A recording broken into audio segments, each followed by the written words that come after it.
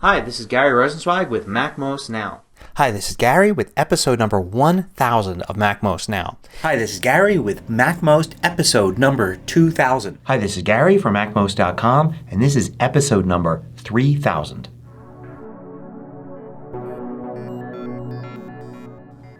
MacMost is brought to you thanks to a great group of more than 1,000 supporters. Go to MacMost.com/Patreon. There you could read more about the Patreon campaign, join us, and get exclusive content and course discounts. So to celebrate the 3000th episode of MacMost, I thought I'd answer some of the questions I get asked the most frequently. So first, do you need antivirus on your Mac?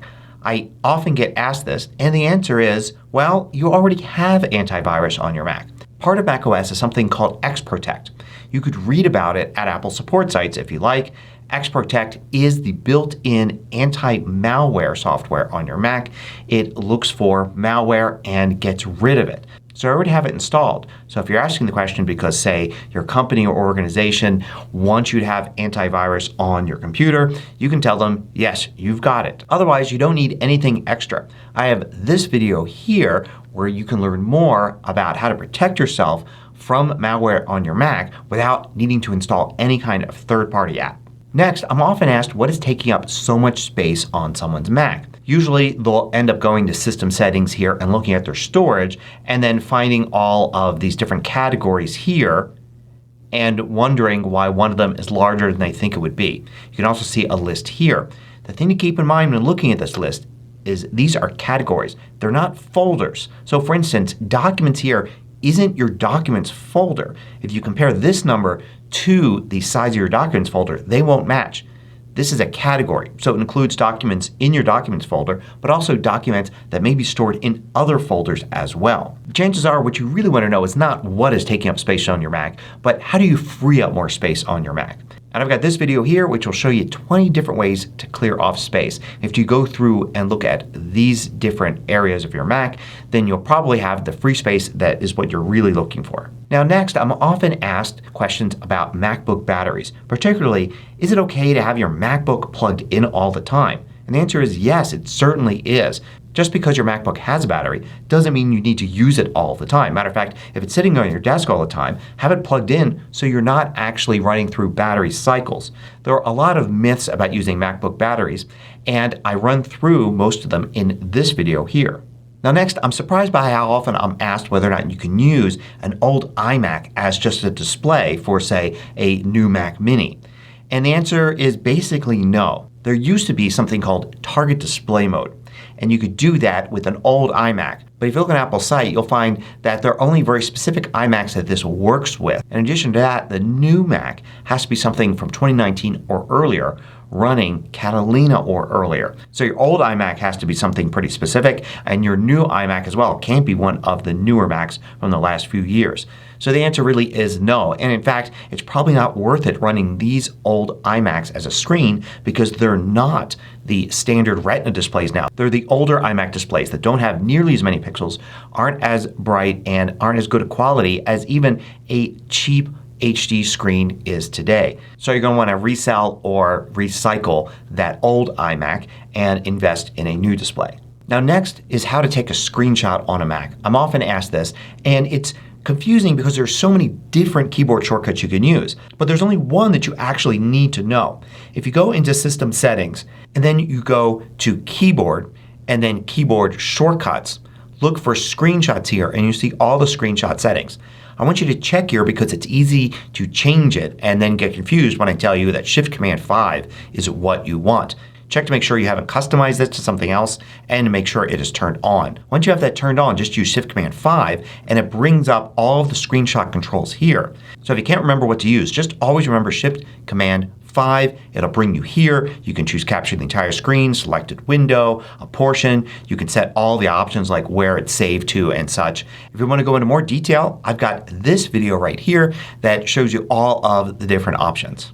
Now I'm also often asked about how to find duplicate files or photos on your Mac. And before you go any further with learning how to handle duplicates, I encourage you to watch this video because a lot of times people are asking about duplicates and they really don't have them. They're simply looking at the same file but maybe in two different locations, like the desktop itself and the desktop folder, or in the Photos app in one album and then also in another album. There's only ever one item. They're just different ways to view those items. And I also have this video about how to find duplicate files on your Mac using a couple of different methods. And of course now in Photos there is a duplicate photos finder inside the Photos app and it's really easy to use. So easy that I never actually did a specific video on it.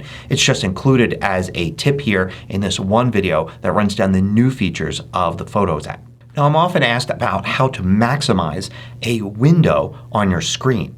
And this can mean many different things and there are a lot of different ways to do it. For instance, you can double click the title bar in a lot of apps and it will maximize, but notice how here in Pages it doesn't actually go from end to end. It just goes to the largest size needed to display the content. So one way to actually get it to go bigger than that is to hold the Option key down and double click any one of the four corners like that, and this will maximize.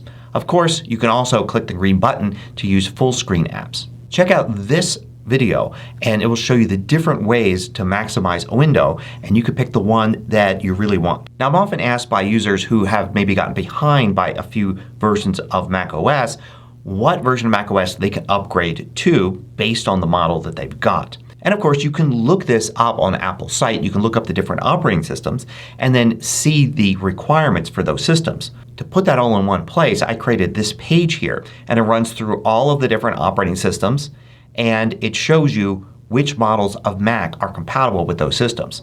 So if for instance you want to upgrade to macOS Monterey on an older Mac, you could see if the requirements are met. And in addition I even have links as to where you can go to get that version of the operating system because it's not always obvious where to go to get the older versions. Now often I'm asked how can you cut and paste files in the Finder. And what somebody's really asking is how can you use keyboard shortcuts to move a file.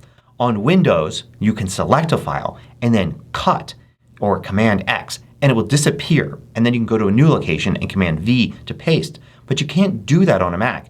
Matter of fact, if you look under Edit you'll see you can only copy. Cut is grayed out.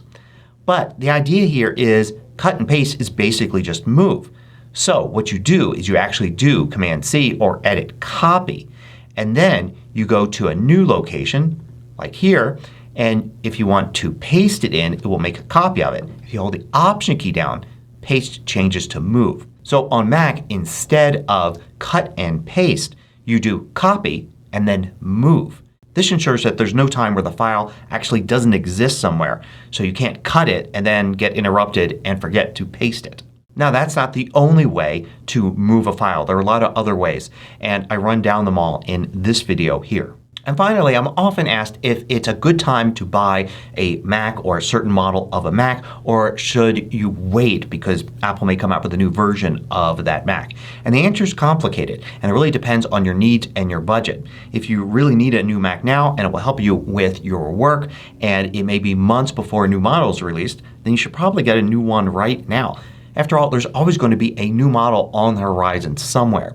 On the other hand, if you're just thinking that you might need a new Mac but the one you're using now is perfectly fine, then you may want to take a look at some information to see if it's likely that Apple will come out with a new version of that Mac soon and wait for that. I've got this video here that looks a little deeper into this subject. So there are some of the questions that people ask me the most.